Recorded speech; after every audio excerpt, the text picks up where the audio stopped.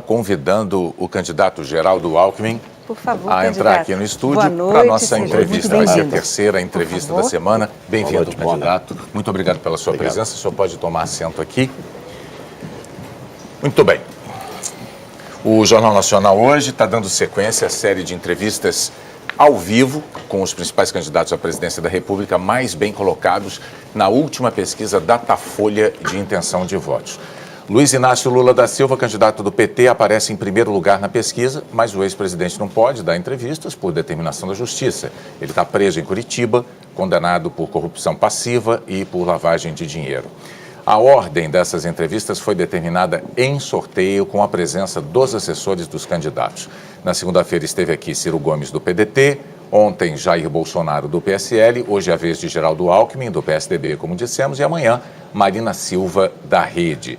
Nas entrevistas, nós vamos abordar os temas que marcam cada uma das candidaturas, questionamos assuntos polêmicos e tratamos da viabilidade de alguns pontos dos programas de governo.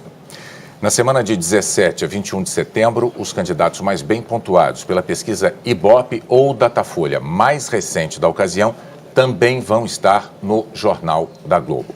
O tempo total desta entrevista é de 27 minutos. Esse tempo não pode ser ultrapassado porque foi esse o tempo dado a Ciro Gomes e a Jair Bolsonaro nas entrevistas de anteontem e de ontem.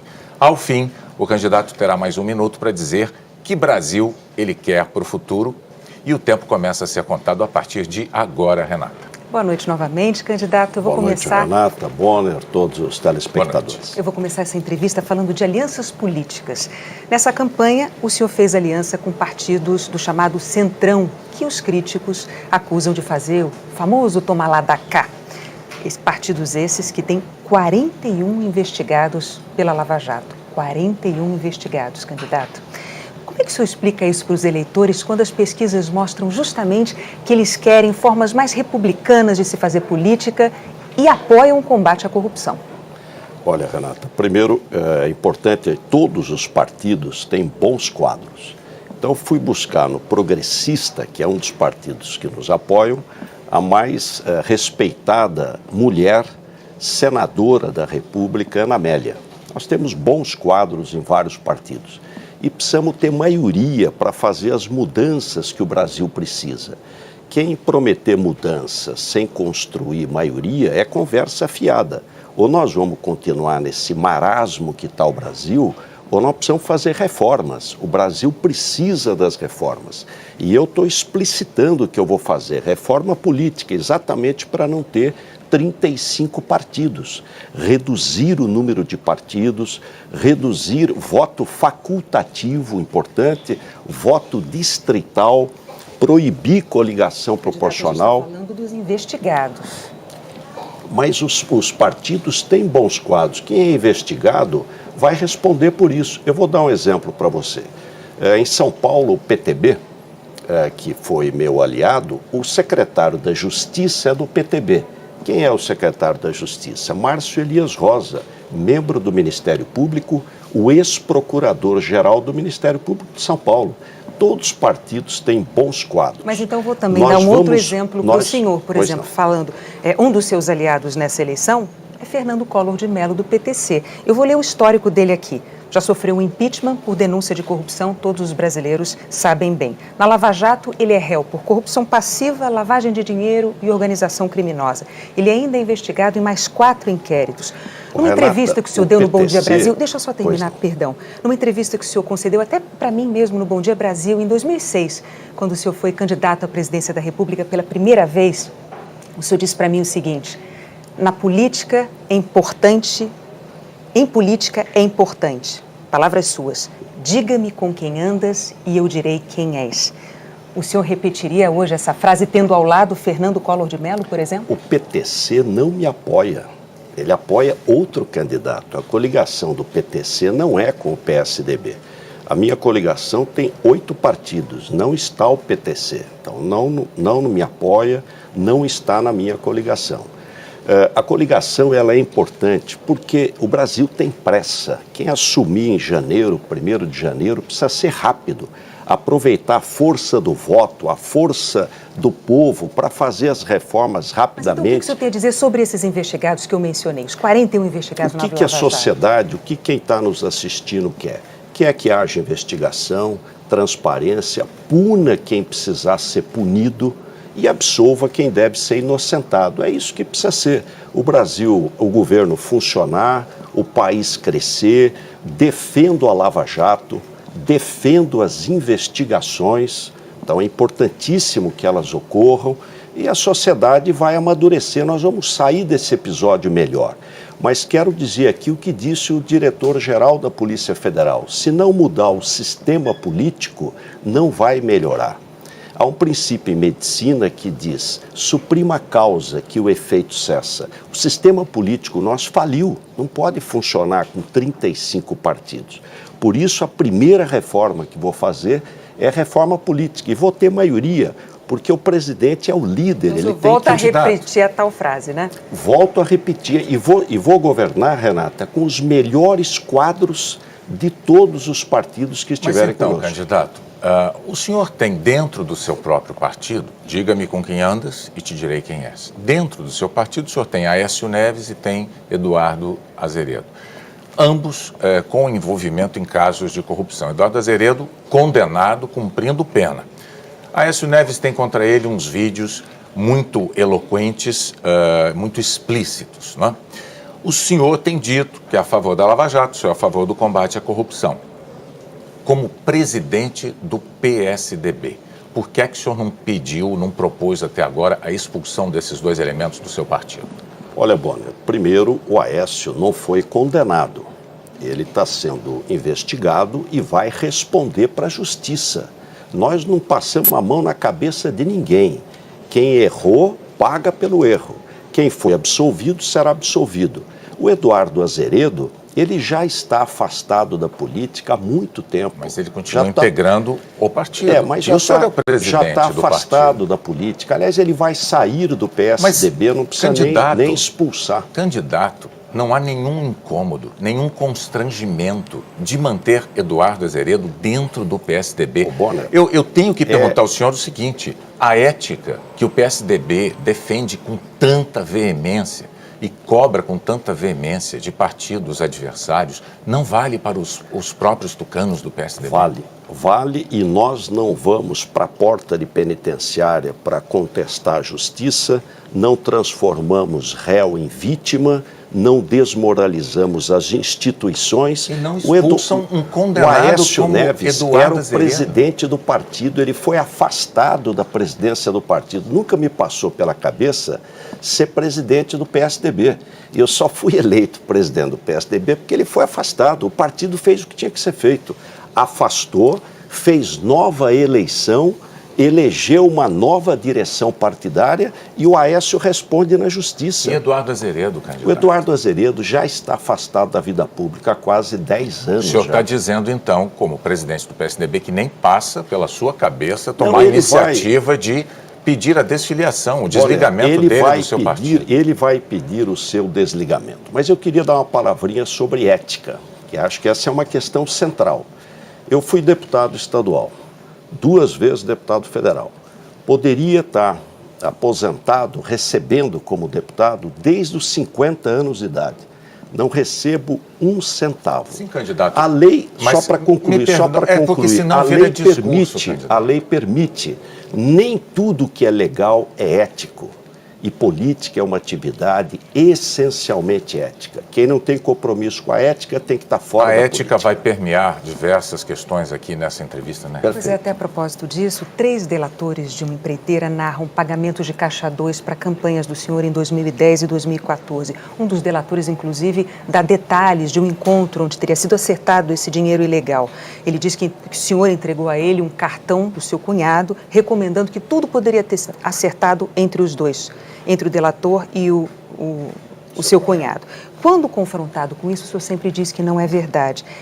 Mas o PSDB dá crédito às delações contra políticos de partidos adversários.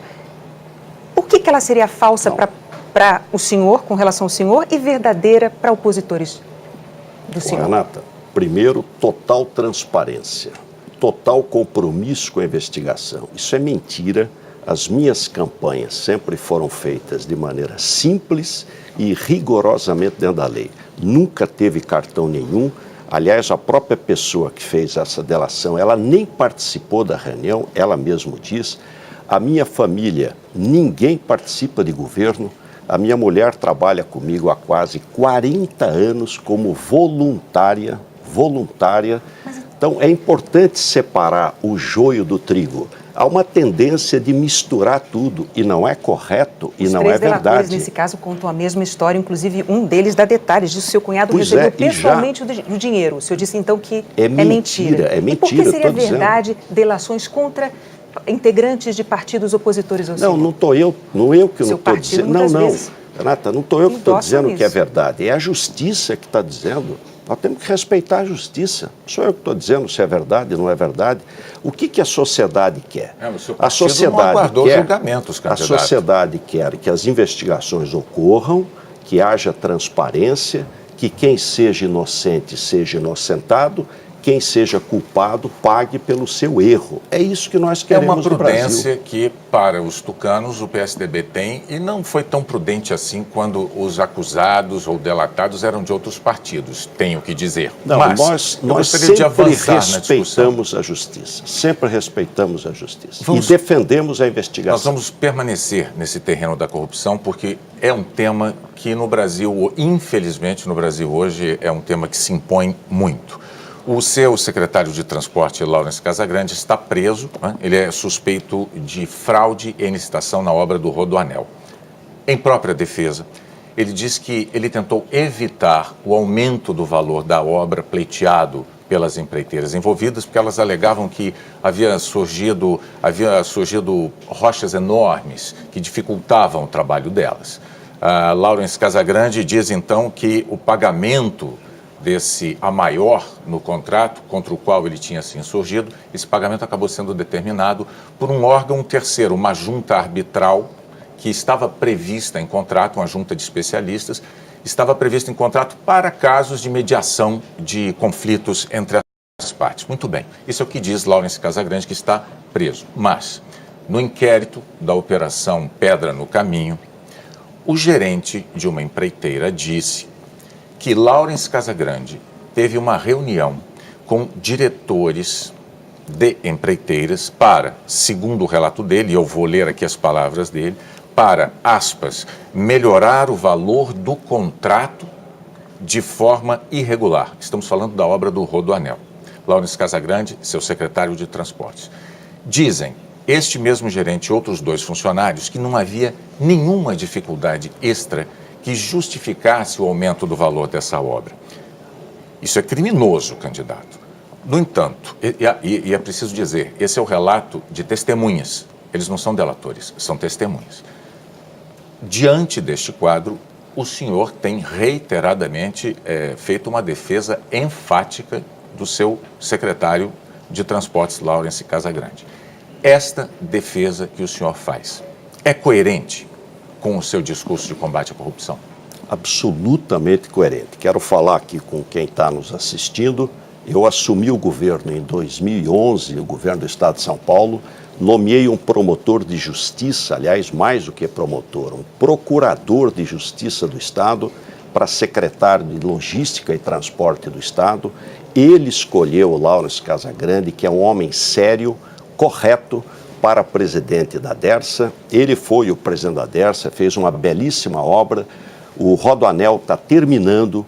Houve um questionamento ao longo da obra em relação à questão de rochas que apareceram. Ele corretamente pediu para que o IPT se pronunciasse. O concessionário, a concessão não concordou. O contrato, essa obra é financiada pelo BID, prevê uma junta de arbitragem. A junta de arbitragem foi montada com 3 pessoas, professores da Escola Politécnica da Universidade de São Paulo, um indicado pela empresa, um pela Dersa e um independente. Os 3 decidiram que aquele volume de rochas não era previsível, que deveria ser pago. O BID concordou. Eu acho, nós temos, dizem outra coisa, nós temos que ser justos. Eu Eu acho que o Lawrence está sendo injustiçado. Bom. Espero que amanhã, quando ele for inocentado, tenha o mesmo espaço para fazer justiça a uma pessoa de vida simples, uma pessoa séria, uma pessoa correta e que pode estar vendo uma grande injustiça. Aliás, nós derrubamos o preço do Rodoanel através das desapropriações. Veja, candidato, se ele for absolvido, certamente haverá espaço para isso. Se ele for condenado, o senhor terá endossado o comportamento dele e ficará numa situação delicada. Todas as informações que eu tenho, todas, Bonner, não há nenhum problema, nem na obra, nem no comportamento dele. Eu tinha adiantado alguns pontos da defesa de Lawrence Casagrande, o senhor os repetiu, mas o senhor omite esses relatos de testemunhas. Eu não tenho essas informações que elas você constam tem, do até porque estão em segredo de justiça. Não, constam do inquérito. Mas você é mais poderoso do que eu, consegue. Candidato, não é um fato isolado em se tratando de Dersa e de Rodoanel. Não é? O Ministério Público acusa Paulo Vieira de ter escondido, deixa eu ver o valor aqui, 113 milhões de reais, o correspondente a 113 milhões de reais fora do Brasil, no exterior. Quer dizer, quando se fala em Dersa, é muito dinheiro. Então, Bonner, quando eu assumi o governo em 2011, ele já estava fora do governo. E se ele realmente tem, não precisa ser 130. Pode ser 130 reais. 113 milhões. E não provar, deve responder por isso. Bom, só quando eu assumi do governo, o Rodoanel Sul estava inaugurado e ele não estava mais no governo. Bom, antes de passar para o próximo tema da nossa entrevista, eu só gostaria de deixar claro que o seu partido, PSDB, apoia, sim, Fernando Collor de Mello, do PTC, em Alagoas. Portanto, seu palanque... Não, Renata, vamos clarear bem. O PTC não me apoia. Para presidente da República, apoia Fernando... lá em Alagoas... O seu partido apoia. Questão local. Eu não sou o candidato a presidente da República do senhor Fernando Collor de Mello, nem do PTC, e nem ele está na minha coligação. Então, sendo do seu partido, o senhor repete que diga-me com quem andas? Claro que repito, claro. Os senhores abriram mão, o PSDB abriu mão de ter um candidato próprio em Alagoas. Não é? Como? Em Alagoas. Não, mas não é só em Alagoas. O Brasil tem 27 estados com o Distrito Federal. Na metade dos estados do Brasil, nós não temos candidato. O Brasil não tem um sistema inclusive nas Alagoas de Fernando Collor. Sistema bipartidário. Bom, nós temos um sistema pluripartidário. E se nós não fizermos a reforma política, não vai melhorar. Eu quero ser o presidente da mudança, das reformas, para mudar o Brasil. Vamos falar de segurança pública, que é um tema que aflige muitos brasileiros. A maior facção criminosa do Brasil nasceu em São Paulo e se espalhou pelo país, inclusive atravessando fronteiras para fora, para outros países. Em que a sua política de segurança falhou? A política de segurança de São Paulo é um exemplo. Nós temos os melhores policiais do Brasil, a melhor polícia do Brasil, a melhor tecnologia do Brasil.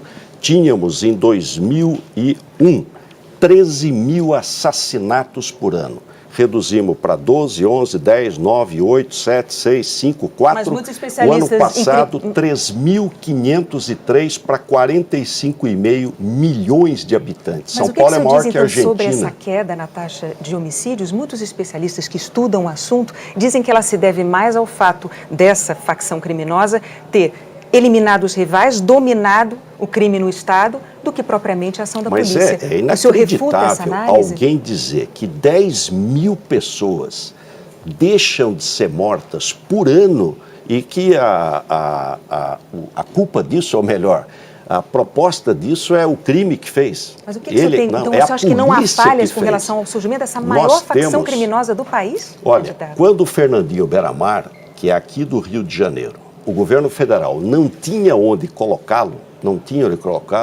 não existia penitenciária de segurança máxima no Brasil, Renata. Nós já tínhamos em São Paulo 3 penitenciárias de segurança máxima. Ele foi para São Paulo para ficar 60 dias. Eu apanhei muito. A imprensa bateu em mim. Puxa, não chegam os nossos aqui, precisa trazer um de fora. Ficou 2 anos lá e desapareceu. No entanto, mais, eu vou liderar, Bonner, no Brasil inteiro a questão da segurança pública. Mas como é que o senhor... Eu queria falar disso. Veja, o PSDB esteve no poder estadual em São Paulo por 24 anos.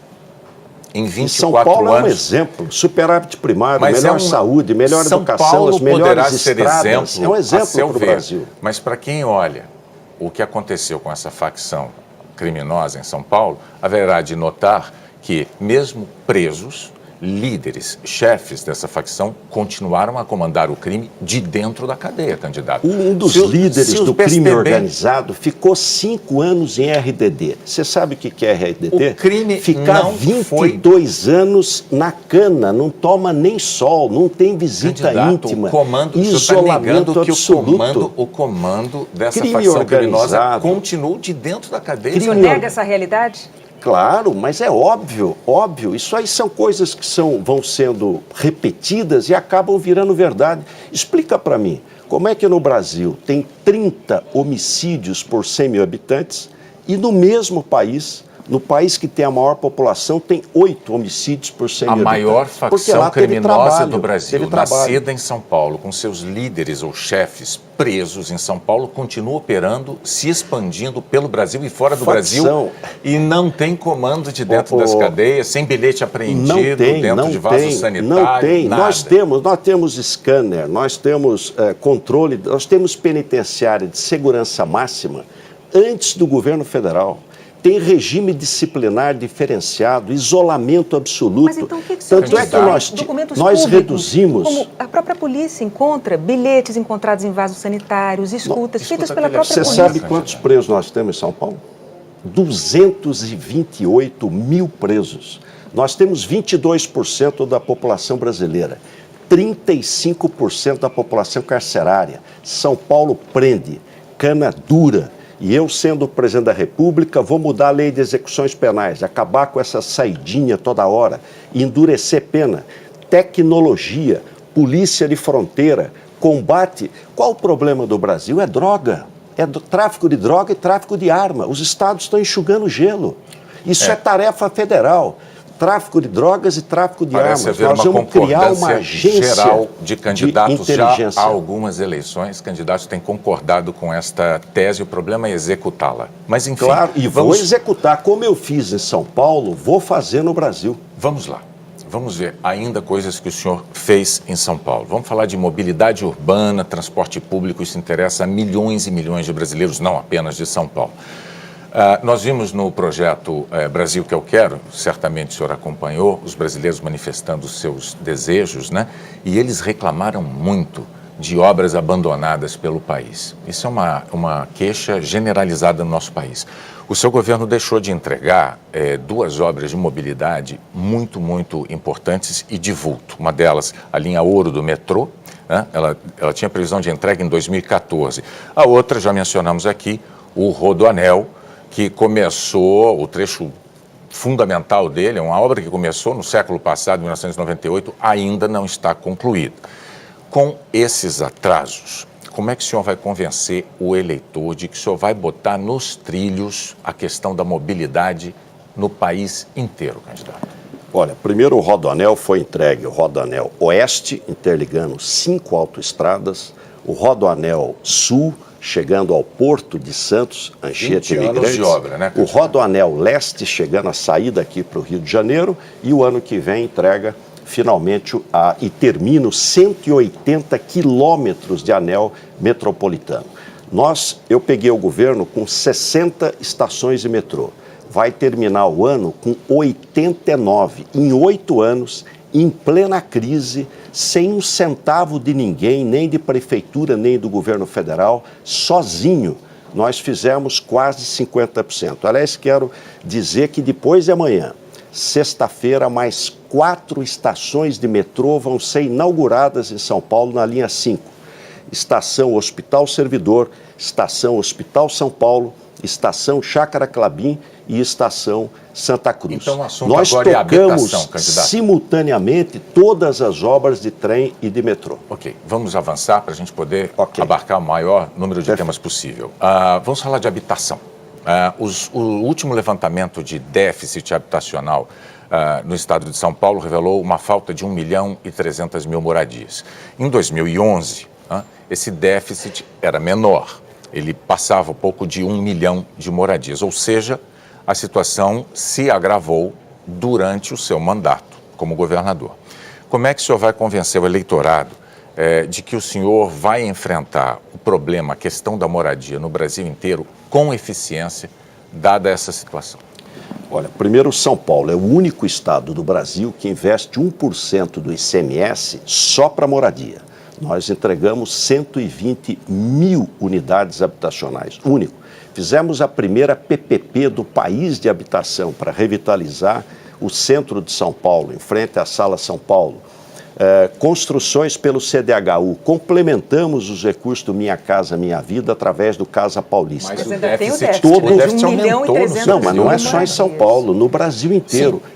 Sim, todo mundo sabe que o Brasil passou nesses últimos anos a maior crise da história. A maioria dos governos não paga nem salário, salário está atrasado. Nós, com todas as contas em dias, superávit primário, que é o que nós vamos fazer no Brasil, ajuste pelo lado da despesa e investimento.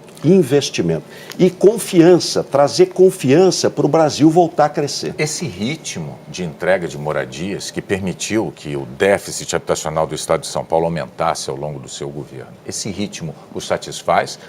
O senhor não se sente frustrado? É esse o ritmo que o senhor quer implementar se o senhor for presidente da República para resolver o problema nacionalmente? Bonner, não tem nenhum estado que investe em habitação. Quem investe é o governo federal, porque é ele que tem o dinheiro do Fundo de Garantia. O Estado de São Paulo é o único que investe 1% do ICMS em moradia. Por quê?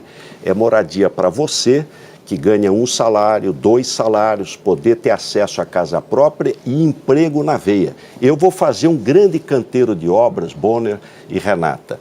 Estradas, ferrovia, rodovia, portos, aeroportos, água, esgoto, habitação, porque é emprego na veia. É isso que o Brasil precisa, emprego rápido. A gente falou de habitação, que é um tema importantíssimo, mas precisamos também falar de saúde pública. O senhor defende as OS, as organizações sociais, como uma alternativa ao SUS. O senhor, inclusive, fez isso em São Paulo. E os resultados têm sido questionados pelo Tribunal de Contas do Estado. Como é que o senhor pretende evitar a repetição desse problema? Renata, as OS são um modelo. O hospital mais bem avaliado do Brasil é o Instituto do Câncer do Estado de São Paulo, o ICESP, eleito pelos usuários, o melhor hospital do país. É uma OS. Aliás, essa é uma discussão que nós temos muito com o PT e com a esquerda radical, porque eles dizem tem que ser estatal, nós dizemos tem que ser público, gratuidade, sim, equidade, universalidade. A gestão pode ser de OS, De fato, mas, por exemplo, o Tribunal de Contas do Estado dizem que essas organizações receberam ao longo de 5 anos 38 bilhões de reais do governo, né, dinheiro público. O presidente do TCE diz, inclusive, que o governo falha na fiscalização e no controle justamente para prevenir desvios, descumprimento de regras com esse dinheiro público que é tão importante. Mas ainda assim, essas organizações todas receberam do governo do Estado de São Paulo os valores integrais do contrato, sem cumprir as metas. É esse modelo, Renata, que o senhor quer replicar nacionalmente? Nós monitoramos e acompanhamos todas as OS. Nós temos as melhores OS. É a Escola Paulista de Medicina. Mas o que você diz sobre essa crítica do Tribunal de Contas? Não, o Tribunal de Contas aprovou por unanimidade todas as minhas contas. Sempre que ele aprova, ele tem recomendações que só nos ajudam a governar melhor. Não dá para cumprir essas recomendações? Dá para cumprir, claro. As OS são permanentemente monitoradas. Nós inauguramos em 8 anos, em plena crise, 16 hospitais novos, 23 AMEs. E é meu dever como médico, eu vou melhorar a saúde no Brasil. Reconheço que a saúde no Brasil precisa melhorar. Bom, nós chegamos aos 27 minutos, eu estou vendo o reloginho, tem que monitorar isso. Lamento ter que interromper, mas chegou aquele momento em que o senhor, como os demais candidatos, terá direito a 1 minuto para dizer qual é o Brasil que o senhor quer para o futuro. Olha, o Brasil que eu quero para o futuro é um país de oportunidade para todos. O Brasil tem pressa e o Brasil precisa mudar. E ele, para mudar, precisa de reformas. Nós vamos fazer rápido as reformas que o país precisa. Para quê? Para ter emprego. O seu filho, o seu neto, você, trabalhador, trabalhadora, ter oportunidade. O Brasil voltar a ser um país de oportunidade para todos e não deixar ninguém para trás. Por isso, com humildade, peço o seu apoio. Eu agradeço, em nome de todo o Jornal Nacional, Renata, todos nós, agradeço a sua presença aqui, candidato. Muito obrigado. Obrigada. A seguir...